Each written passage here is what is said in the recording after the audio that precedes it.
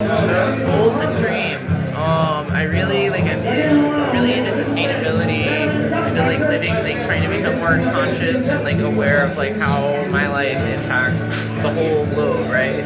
How my diet impacts the clothes I wear, how I live my house, it's all of that is really important to me. I've been living off grid for a little while now, and it went from like a situation where we were running off of a generator to now we have a solar system, and to like go through that whole transition to kind of like make a home while still like living off of a little generator and a propane stove has been cool. I'm really excited in the future. I really want to be a part of like a commune community. I really want to build like sustainable.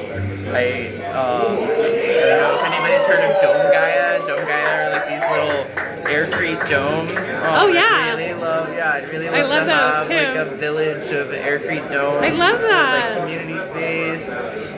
Really focused on living sustainably, so like compost toilets, total solar system. Really like trying to get as much off of like fossil fuels as we can, and off of like this whole mass system of like commerce, right? I would really like to get back to more of like a barter-based economy. Oh, me too. Especially like in my local roots, and I feel like Rona is like the place to do it. Like right. This is looking back towards the past is the future, and like one thing my grandmother told me about her grandparents who raised her was that my great grandfather, he was a fisherman, and my great grandmother, she was a Lauhala weaver, so she weaved mats. And they had land in Kalopana, and they had chickens, they had fruit trees, and all of that. They only bought one item from the store. Wow. Once a month, they would buy a 10-pound bag of flour, and that was the only grocery they ever bought. Whoa. Yeah. That is so beautiful. I'd love to hear that. Oh my goodness. And so it's like I want to kind of like live that kind of life in the future where it's like I don't depend too much on like this outside system. Right. And I'm really like more dependent on like my community, my family, my ohana. Right. Oh, I love that. I love that. And what a good example that you were raised in. I'm kind of curious more about your grandparents a little bit. Yeah, so my grandparents have a really interesting love story. So my grandmother was born in Kalapana. Her mother was also from Kalapana, from a Hawaiian family.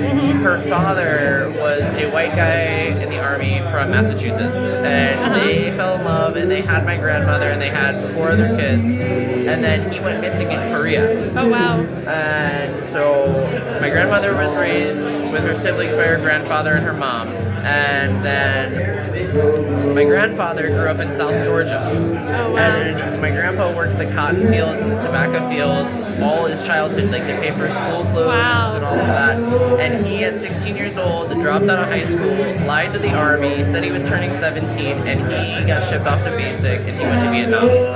Oh wow. So my grandparents, So your grandparents what? My grandparents met on Oahu, and it was Grandpa was between Torres. That's where mine met too. Yeah. Oh, so it's a small world. Yeah. Oh wow, that's so cute. So like, it's a similar story with my grandparents, because Yeah. my grandpa was in the military as well. Yeah. That's so sweet.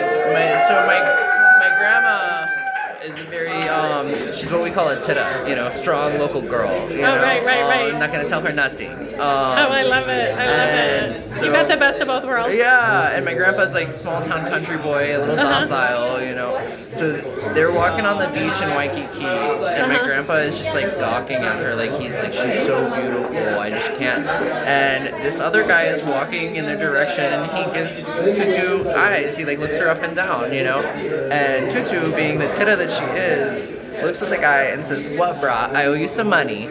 And my grandfather said that was when he fell in love with her, was that she was just so strong and not going to take anything from anybody else. That, I love it. Yeah. I love it. So I like to think that like I've got a little bit of her fire in me, Oh yeah, totally. I love that. Yeah. I totally see that in your eyes too, like fire in your eyes, like that song. Yeah.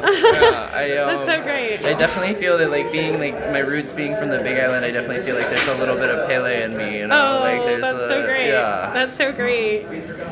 So tell me some of your ideas for the future or goals for the future, and maybe a little more about sustainability. Yeah, I really I really want to live a conscious life that is not, causing as much good as I can and making a better change towards the positivity. I think that how we live in this normal American society, just like it is living in line with the earth. So that's like my big goal for the future is like, how do I live more in line with the earth? How do I love that. Tune back into Mama Gaia? Like, yeah, really, I love that. Yeah, because it's like we're children of the stars, but we're born on this earth. Right. So we have this duty to take care of this earth as we gaze up towards the stars. That. I wish you were like president. If you ran for president, this world would be a better place. I mean, you know what I mean? We need a president that just like wants to be in tune with the earth. Yeah. Like we need more of that in this world. I think the more people that like just sit there and look at like how their life impacts everything around them and how they can shift it, right? How you can become more involved in community, how you can become more involved in line with the earth. Like it will, like it's that like change. Each person, it like ripple effect, right? Well, and it's exponential. Like it's like you only have to get like 1% of the globe on board with this, and then everybody's gonna start shifting. Right, because it's like people feel it. Like people feel it in the environment, right? Exactly. Oh, see, and I love the way you said that. Like that you almost see like how many people need to shift in consciousness for everything to change. Yeah, and we're almost there. Like you see it, and like in communities like this, it's really helpful to be like around all of this. 'Cause it's a little garden for us to all grow and then go out and be light beings and tell other people, Exactly. There's a new way, there's a new possibility, I guess the shift always takes place with us. Yeah, it starts right here, right in here. Right. And that's what I try to remember is like as long as like I am so focused on like making sure that I'm in my vibration, that I'm in the vortex. Vibration. That like it's all that can happen is abundance. Exactly. So. What do you think for people that are kind of in a different world and they want to start becoming more like in tune with their heart and being present, being in tune with the earth? What do you think would be some good first steps for them? Like acceptance, patience, because like one thing that acceptance of other people, but acceptance of yourself. Like it starts right there, like with like where am I at? How do I feel? Once you love that piece, once you're like, like if you feel feelings of anger, feelings of jealousy, or feelings of sadness, like if you look at that little part in yourself and you show it some love. And some compassion, like show that compassion to yourself. Right? Instead of not accepting yourself. Like that. And like it's like so if you start accepting that, it becomes easier to accept all the other things around you. Right. I love that. Yeah, once you've taken that time, it's good. One thing that's really saved me is yoga. Breath work. Listening to lectures. I love Ram Dass. I love Alan Watts. Oh, nice. The teachings of Abraham are really cool. Oh, okay. But it's really like it's follow your heart and like really like accept where you are, and the more you focus on being like so good with where you're at, the better the road ahead of you is.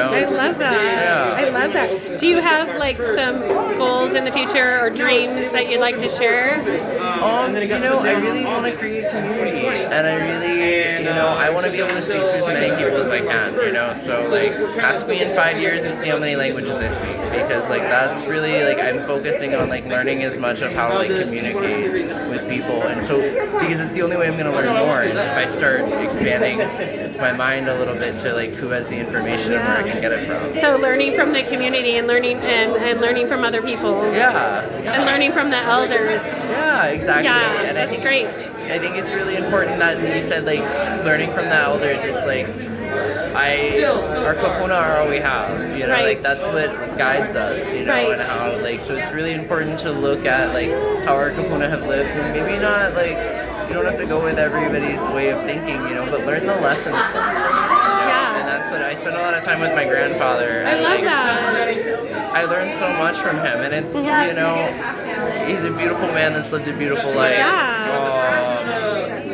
so nice for them to be appreciated because they really do want to like pass things on. It's and that's all it is. It's a little bit of time. I don't have the half gallon. It's just taking a little bit of time to do it. Well, we're signing off here in a minute, and you've been such a beautiful light, and I'm just so grateful and so great to meet you. Aloha.